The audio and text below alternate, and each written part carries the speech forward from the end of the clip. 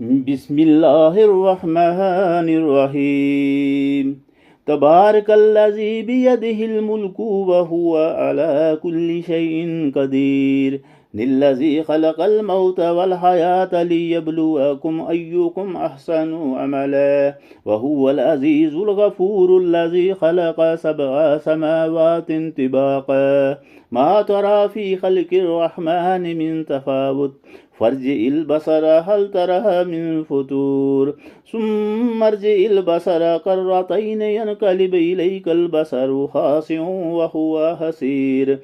ولقد زينا السماء الدنيا بمصابيح وجعلناها رجوما للشياطين وأعتدنا لهم عذاب السعير وللذين كفروا بربهم عذاب جهنم وبئس المصير إذا ألقوا فيها سمعوا لها شهيق وهي تفور تكاد تميز من الغيظ كلما ألقي فيها فوج سألهم خزنتها ألم يأتكم نذير قالوا بلى قد جاءنا نذير فكذبنا وقلنا ما نزل الله من شيء إن أنتم إلا في ضلال كبير وقالوا لو كنا نسمع أو نعقل ما كنا في أصحاب السعير فاعترفوا بذنبهم فسحقا لأصحاب السعير إن الذين يخشون ربهم بالغيب لهم مغفرة وأجر كبير وأسروا قولكم واجهروا به إنه عليم بذات الصدور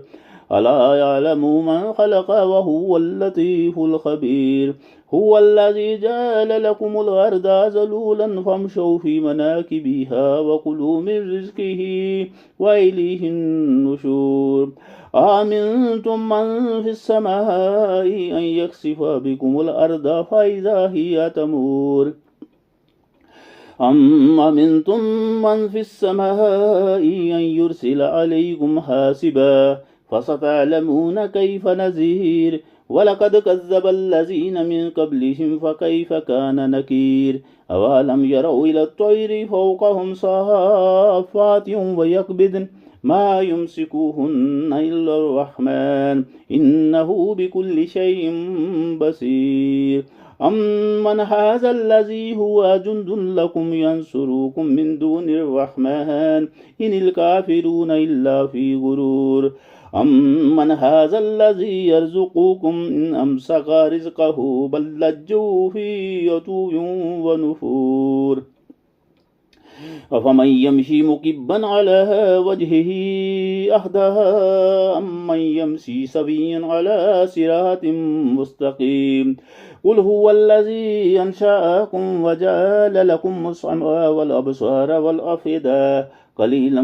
ما تشكرون قل هو الذي زرعكم في الأرض وإليه تحشرون ويقولون متى هذا الوعد إن كنتم صادقين قل إنما العلم عند الله وإنما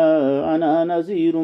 مبين فلما رأوه زلفة سيئت وجوه الذين كفروا وقيل هذا الذي كنتم به تدعون قل أرأيتم إن أهلكني الله ومن معي أو رحمنا فمن يجير الكافرين من عذاب أليم قل هو الرحمن آمنا به وعليه توكلنا فستعلمون من هو في ضلال مبين قل أرأيتم إن أصبح ماؤكم غورا فمن يأتكم بماء